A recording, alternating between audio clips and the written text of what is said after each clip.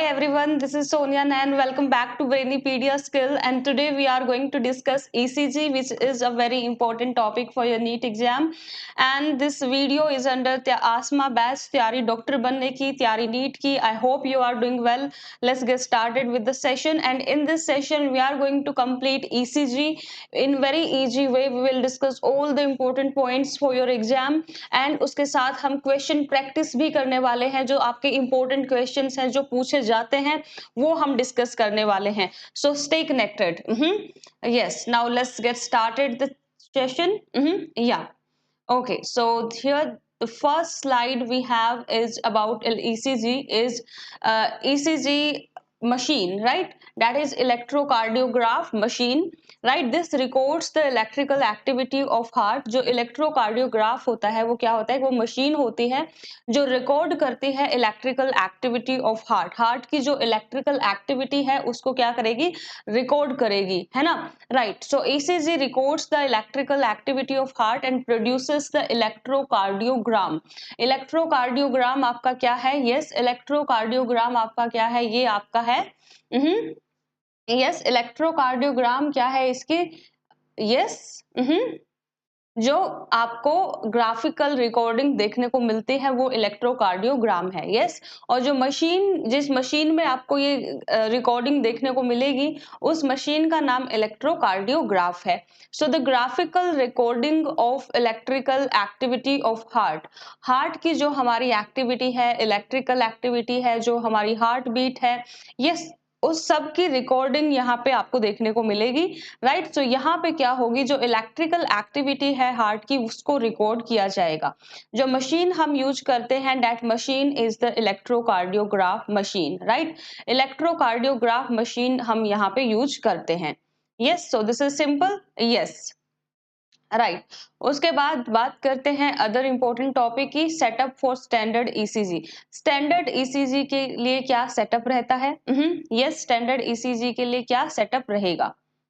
अब बात करते हैं कि इसके लिए क्या सेटअप रहेगा. यस, और सबसे इंपॉर्टेंट जो स्टूडेंट्स को कंफ्यूजन रहती है वो इलेक्ट्रोकार्डियोग्राफ में और इलेक्ट्रोकार्डियोग्राम में ही कंफ्यूज रहते हैं कि इनमें क्या डिफरेंस है. तो वहां पे स्टूडेंट मिस्टेक कर देते हैं.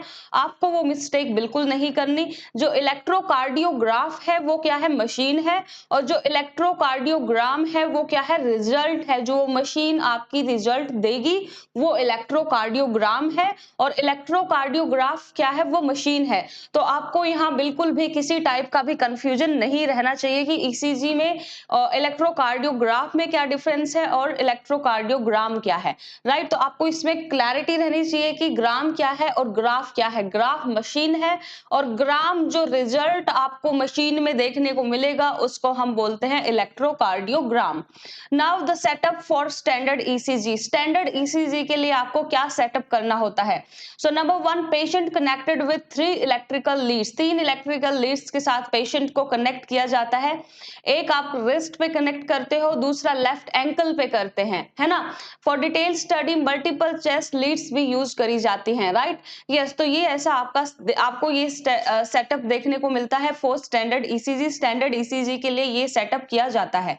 उसके बाद बात करते हैं कंपोनेंट्स ऑफ ECG कि ECG के इलेक्ट्रोकार्डियोग्राफ के हमारे जो हमें फाइनल जो हमें इलेक्ट्रोकार्डियोग्राम देखने को मिलेगा, जो रिजल्ट आएगा ECG में, है ना? जो ग्राफ आप जो पूरा एक ग्राफ निकल के आता है स्क्रीन पे, उसके क्या क्या कंपोनेंट्स रहते हैं ये हमें देखने हैं. तो क्या क्या मेन कंपोनेंट्स रहते हैं यहाँ पे? ईच पीक, यहाँ पे आपको डिफरेंट डिफरेंट पीक्स देखने को मिलती हैं और वो ग्राफ बहुत इंपॉर्टेंट है. वहां से क्वेश्चन पूछे जाते हैं. तो वो ग्राफ हम इन डिटेल डिस्कस करने वाले हैं इस क्लास में, है ना? उसको करने के बाद आपका कोई क्वेश्चन गलत नहीं होगा, कहीं आप कंफ्यूज नहीं होगे, है ना? यस. तो अभी हम डिस्कस करने वाले हैं कि क्या क्या आपके ECG के कंपोनेंट्स रहेंगे, क्या ग्राफ रहेगा, कैसे आप एक्सप्लेन करोगे. Everything we will cover with utmost clarity. Right. आपको कभी कंफ्यूजन नहीं आएगा इसके बाद. सो ईच पीक, यहाँ पे आपको क्या मिलेंगे? डिफरेंट डिफरेंट पीक्स देखने को मिलेगी. हर एक पीक, राइट, P से लेके T तक आपको डिफरेंट डिफरेंट पीक्स देखने को मिलेगी और हर एक पीक आपकी क्या बताएगी? कुछ रीडिंग बताएगी, जिससे आपको कुछ क्या है ऑब्जर्वेशन करनी होती होती है, हर पीक के लिए आपकी एक अलग ऑब्जर्वेशन रहती है, राइट। तो ये आपको याद रखना है। उसके बाद हमारा रहता है कौन सी पीक्स रहती है, ये जान लेते हैं। यस, कौन सी पीक्स हमें यहाँ पे देखने को मिलेगी। तो पी वेव हमें देखने को मिलती है, क्यू आर एस कॉम्प्लेक्स देखने को मिलता है, टी वेव देखने को मिलती है। तो ये सब हमें यहाँ पे देखने को मिलता है। So P wave, QRS complex and T wave, ये हमें यहाँ पे देखने को मिलेंगे। So these are the components of ECG, P wave, QRS complex and T wave। ये हमारे ECG के क्या रहते हैं, components रहते हैं। तो वन बाय वन अभी हमें यही समझने हैं कि क्या इनका रहता है role. So this is the diagrammatic presentation of a standard ECG। ये standard ECG का diagrammatic presentation है जो हमें करना है। तो आप यहाँ पे ग्राफ देख पा रहे होगे, है ना, और ग्राफ में क्या देख पा रहे हो, डिफरेंट लेटर्स देख पा रहे हो, P Q R S T, right. Different आपको लेटर्स देखने को मिल रहे हैं, है ना। यस, तो ये आपका क्या है, ऐसे आपको इलेक्ट्रोकार्डियोग्राम देखने को मिलता है। यस, ये आपकी ऐसी रीडिंग आती है, राइट। ये आपका क्या बता रहा है, ये आपकी हार्ट की एक्टिविटी, इलेक्ट्रिकल जो एक्टिविटी है आपकी हार्ट की, वो आपको बता रहा है ना। सो हार्ट की electrical activity measured by using the ECG, right. ECG को यूज करते हैं हम इलेक्ट्रिकल एक्टिविटी को ऑब्जर्व करने के लिए कि हार्ट कैसे फंक्शन कर रहा है ना। So for that purpose we do ECG, है ना। अब यहाँ पे देखो कौन से डिफरेंट लेटर्स हमें देखने को मिल रहे हैं, राइट। उनका क्या मीनिंग है, कैसे आप उनको डिकोड करोगे, है ना, ये सब हमें अब समझना है, राइट। जो ये डिफरेंट वेव्स आपको देखने को मिल रही है, इनका क्या मीनिंग है ना। Yes, so one by one हम सारी वेव डिस्कस करेंगे।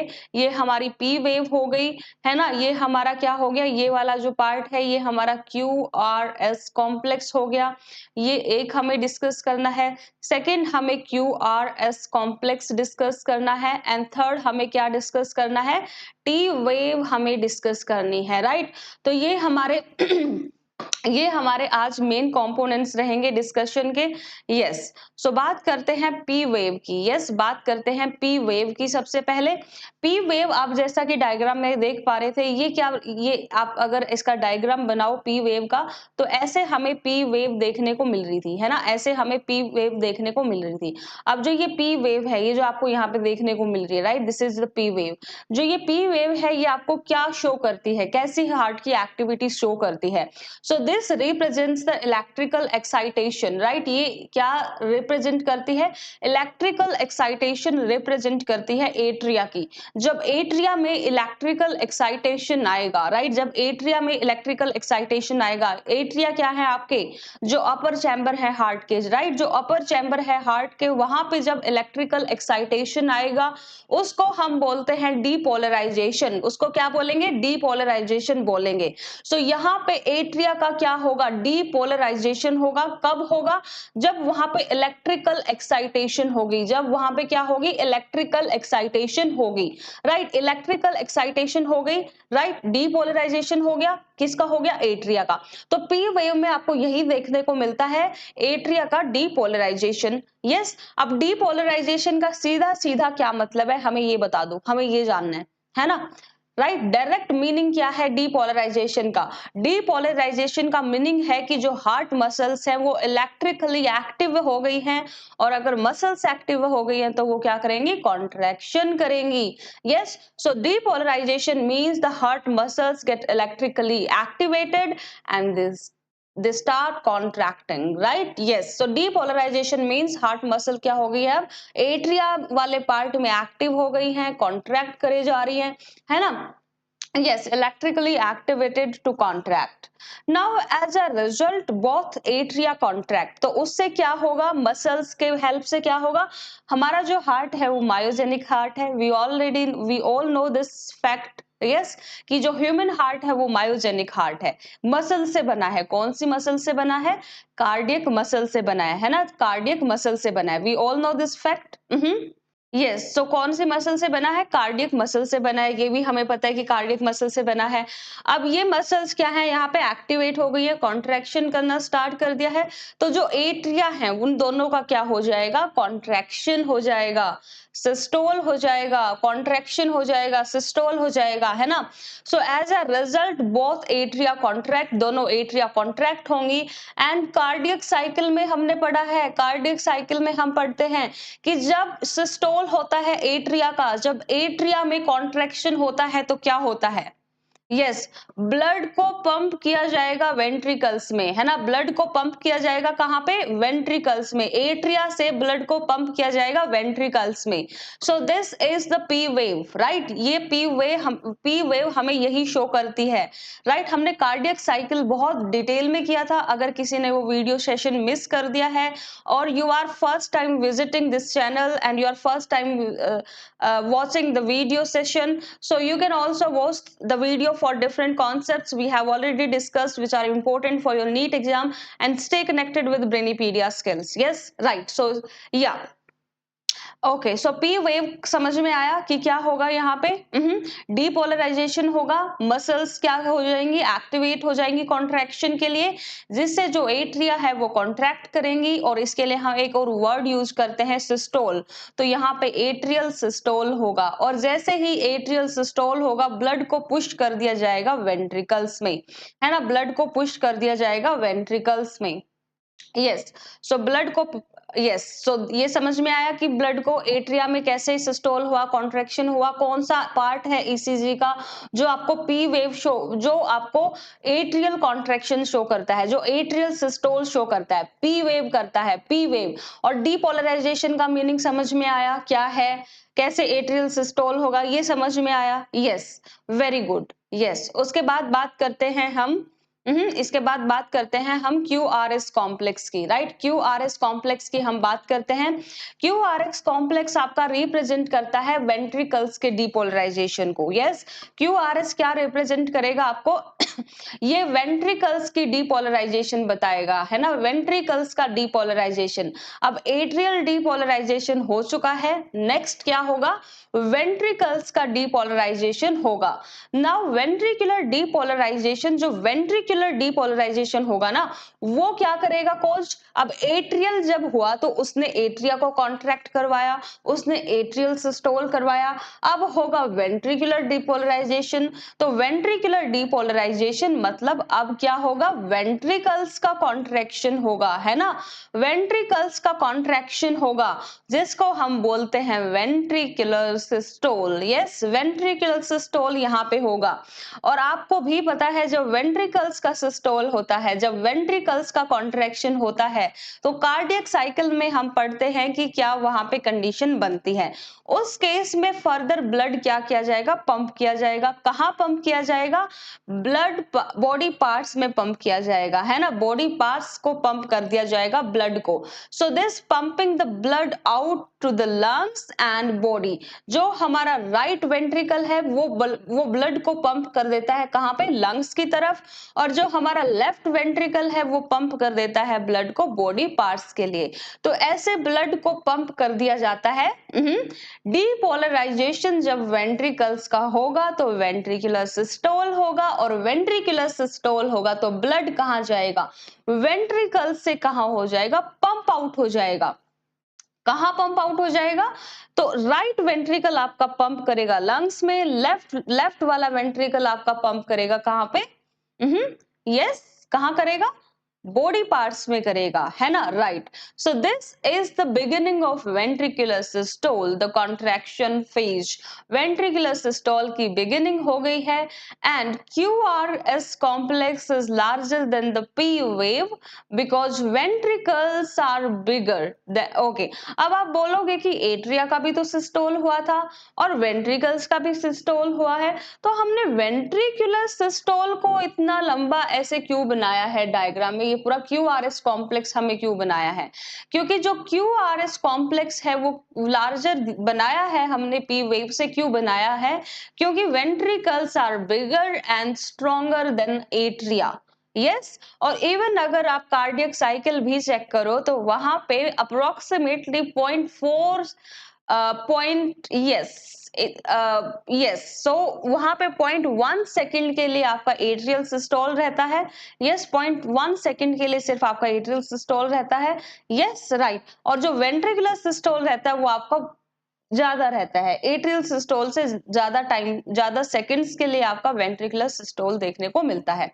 सो दैट इसलिए हमारा क्या है, जो ventricles and they are bigger and the stronger than atria, तो जो क्यू आर कॉम्प्लेक्स है that is larger than the P wave. Yes, समझ में आया? यस।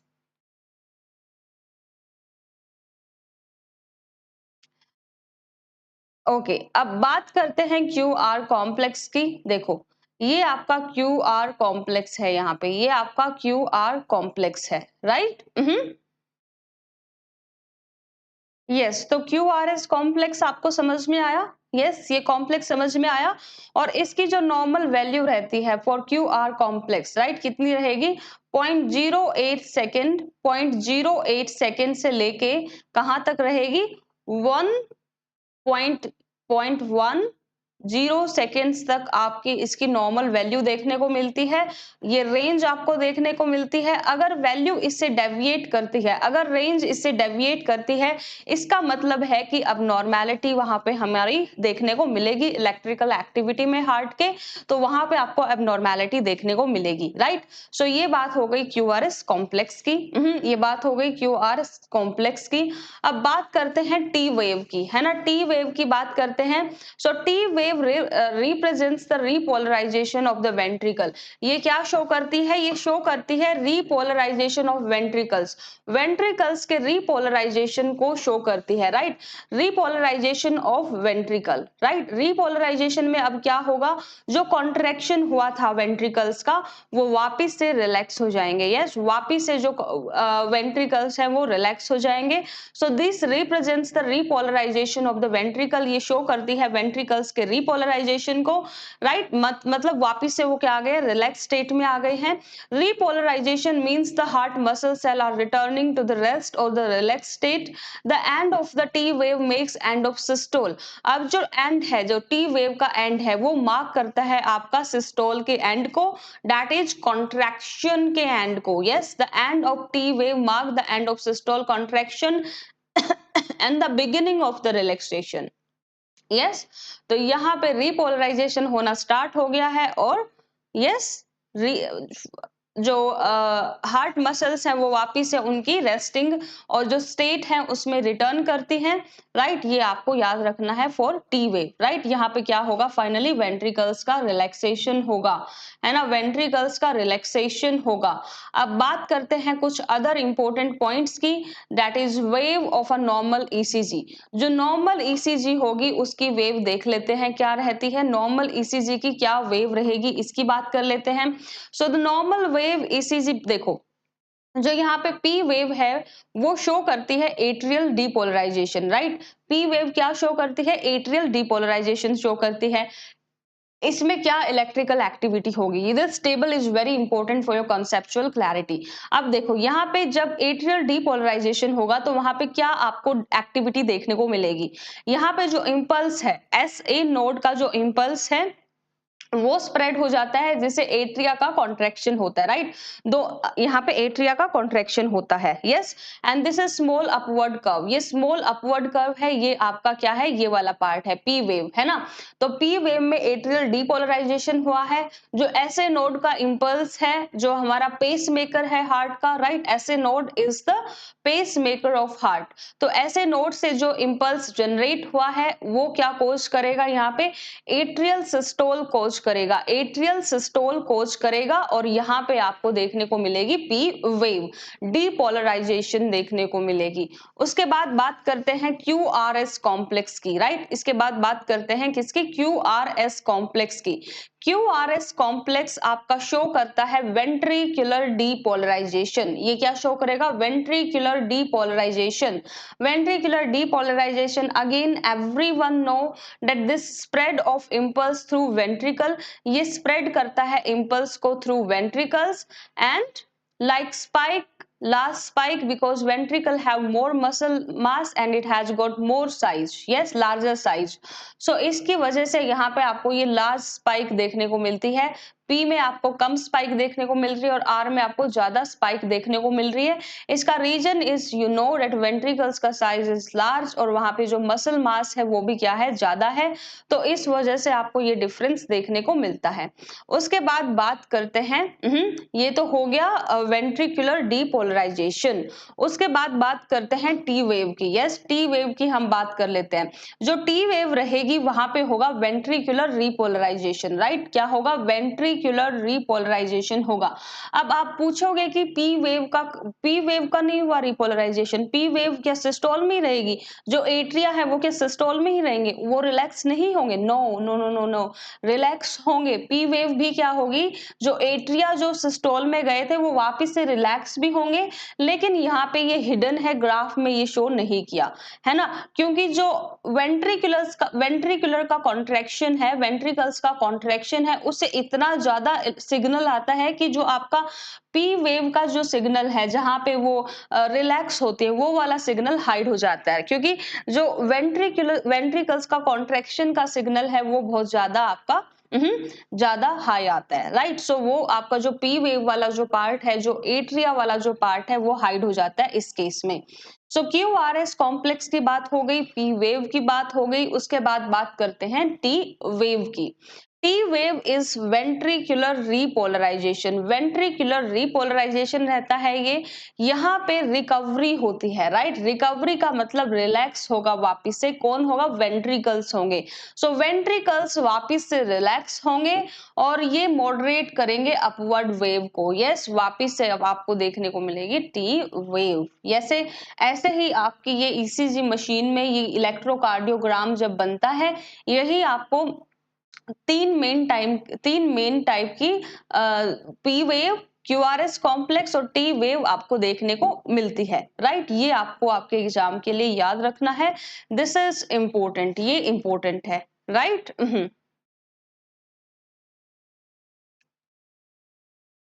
उसके बाद बात करते हैं इंटरवल एंड सेगमेंट्स की. राइट, बात करते हैं इंटरवल एंड सेगमेंट्स की. इंटरवल एंड सेगमेंट्स में आपका क्या रहेगा, इंटरवल एंड सेगमेंट्स में आपका ये जो पी आर इंटरवल है, सबसे पहले जो पी आर इंटरवल है, मतलब ये वाला जो इंटरवल है, राइट, पी और आर के बीच में जो इंटरवल है आपका, ये स्टार्ट होता है पी से. From start of P to start of Q R S, Q R S के स्टार्ट से लेके सॉरी पी के स्टार्ट से लेके क्यू आर एस के स्टार्ट तक जो होगा वो पी आर इंटरवल होगा. ये this reflect time for impulse to travel from atria से वेंट्रिकल. एट्रिया से वेंट्रिकल्स में कितने टाइम में इम्पल्स ट्रेवल कर रहा है ये आपको पी आर इंटरवल शो करेगा. उसके बाद है एस टी सेगमेंट. राइट, ये है आपकी S T segment. S T segment किस किस के बीच में है, ये एस वेव के बीच में है और टी वेव के बीच में. डायरेक्ट देखो, आप देखो, between S wave and start of T wave, T wave के स्टार्टिंग तक और कहां से, एस वेव से स्टार्ट होती है ये. राइट, यहाँ पे क्या होता है, वेंट्रिकल्स जो होते हैं वो फुली डीपोलराइज रहते हैं. इस वाले पार्ट में फुली डीपोलराइज मींस वो कंप्लीट, वहां पे आपको क्या देखने को मिलेगा, कॉन्ट्रैक्शन देखने को मिलेगा, सिस्टोल देखने को मिलेगा. तो यहाँ पे इस वाले पार्ट में आपको फुल क्या देखने को मिलेगा, वेंट्रिकुलर सिस्टोल देखने को मिलेगा इस वाले इंटरवल में. कौन से इंटरवल में, एस से लेके टी तक इंटरवल में. उसके बाद बात करते हैं क्यूटी इंटरवल की. राइट, बात करते हैं क्यूटी इंटरवल की. QT interval from start of QRS to end of T wave. जो ये आपका क्यूटी इंटरवल रहेगा, ये कहां से कहां रहेगा, this is from start of QRS. ये क्यूआरएस के बिल्कुल स्टार्टिंग से स्टार्ट होगा और टी वेव पे एंड करेगा. यस, कहां एंड करेगा, टी वेव पे एंड करेगा. सो क्यूआरएस से स्टार्ट हुआ, टी वेव पे एंड करेगा, है ना. Right, so from start of QRS to the end of T wave, total time for the ventricular depolarization and repolarization. ये आपको वेंट्रिकल्स का टोटल टाइम बताएगा, डीपोलराइजेशन से लेके रिपोलराइजेशन तक का. सो क्यू आर एस की स्टार्टिंग से लेके कहां तक, टी वेव के एंड तक आपको क्या पता चलेगा, टोटल टाइम पता चलेगा. वेंट्रिकल्स जब सिस्टोल में होंगे और डायस्टोल में होंगे, जब रिलैक्स होंगे, कॉन्ट्रैक्ट होंगे, उसका आपको टाइम पता चलेगा. यस, उसका आपको time Yes, right. So this is like the total time for the ventricular depolarization and repolarization. Yes, simple. Okay. उसके बाद lead these are the leads used in ECG. ECG में कौन सी लीड्स यूज होती हैं? तो bipolar limb lead 1 2 3, then unipolar limb leads AVR VL VF, unipolar chest lead is V1 to V6। आपको थोड़ा थोड़ा इनको गो थ्रू कर लेना है। उसके बाद निमोनिक्स, आप यहाँ पे मैंने देखो आप निमोनिक कैसे याद रख सकते हो लिम्ब लीड्स के लिए। तो जो लीड नंबर 1 है वो राइट आर्म में लगेगी टू द लेफ्ट आर्म, और जो लीड 2 है वो राइट आर्म से लगेगी लेफ्ट आर्म में, और जो लीड 3 है वो left arm to left leg. Right, ये आपको याद रखना है। यस।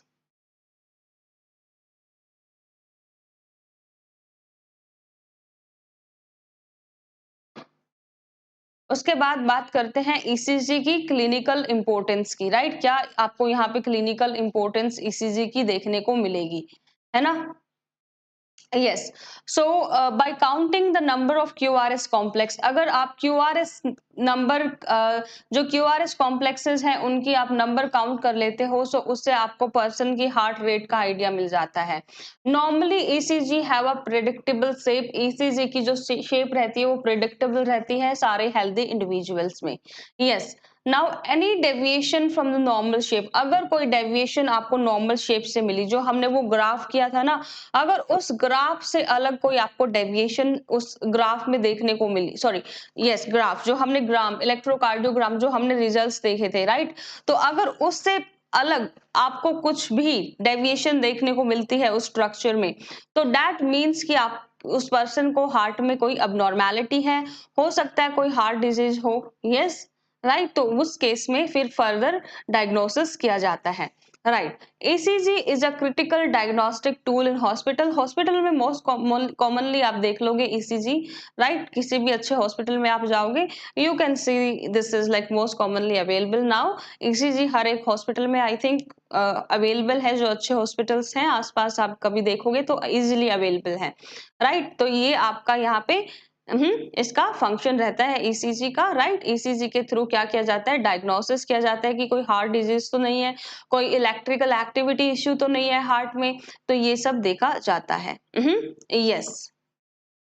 और कई बार आपने मूवीज में भी देखा होगा, वो जो पेशेंट है मूवीज में दिखाते हैं हमेशा कि पेशेंट हॉस्पिटल में क्या रहता है, हॉस्पिटल जब हॉस्पिटलाइज रहता है, कोई सीरियस पेशेंट को इश्यू होता है, तो वो मशीन में एक ऐसे रीडिंग ग्राफ चलता रहता है ना, और उसके बाद एकदम से जब पर्सन की डेथ हो जाती है या उसको कार्डियक अरेस्ट हो जाता है, तो वो बिल्कुल स्ट्रेट लाइन जैसा आ जाता है और पी एक आपको साउंड सुनने को मिलती है। राइट, तो उसका मतलब है कि जो हार्ट एक्टिविटी है वो स्टॉप हो गई है, पर्सन को क्या आ गया, कार्डियक अरेस्ट आ गया है। यस, तो ये इस तरह से क्या जब हम किसी पेशेंट को अंडर ऑब्जर्वेशन भी रखते हैं, उसकी हार्ट एक्टिविटी को हम अंडर ऑब्जर्वेशन रखना चाहते हैं, तो भी हम ECG का यूज करते हैं। तो ये सब यूजेस आपको ECG के देखने को मिलेंगे। Yes, so with this we have discussed all about ECG, जो आपके पेपर के लिए इंपॉर्टेंट है। आपको P wave, QRS, T wave सबका मीनिंग पता रहना चाहिए, फिर ECG का यूज क्या है ये आपको पता रहना चाहिए। अगर और ग्राफ को कैसे आप डिकोड करोगे, हर एक ग्राफ, जो ग्राफ हमने किया था, जो जिसको हम इलेक्ट्रोकार्डियोग्राम बोलते हैं, उसका हर एक पीक आपको याद रखना है कि क्या है, कितनी पीक हैं, क्या शो करती हैं। उसके बाद आपको इलेक्ट्रोकार्डियोग्राफ और इलेक्ट्रोकार्डियोग्राम में डिफरेंस याद रखना है। जो इलेक्ट्रोकार्डियोग्राफ है वो मशीन है जो हम यूज करते हैं ये रीडिंग लेने के लिए, और उसके बाद इलेक्ट्रोकार्डियोग्राफ हमें जो रीडिंग देती है, राइट, जो इलेक्ट्रिकल एक्टिविटी हार्ट की जो रीडिंग देती है, उसको हम बोलते हैं इलेक्ट्रोकार्डियोग्राम। तो ये आपको डिफरेंस याद रखना है इलेक्ट्रोकार्डियोग्राफ के बीच में और इलेक्ट्रोकार्डियोग्राम के बीच में। इसमें कोई कंफ्यूजन नहीं होना चाहिए। ये काफी टाइम पूछा गया है क्योंकि स्टूडेंट इसमें कंफ्यूज हो जाते हैं, है ना। बहुत स्टूडेंट्स हैं जो यहाँ पे मिस्टेक करके आते हैं, आपको नहीं करनी। So with this we have completed this session for today, right? Yes, we will meet in next session. If you like the video, do like, share and subscribe. Stay connected with Brainipedia Skill for such an amazing video sessions, right? Yes, have a good day, prepare well.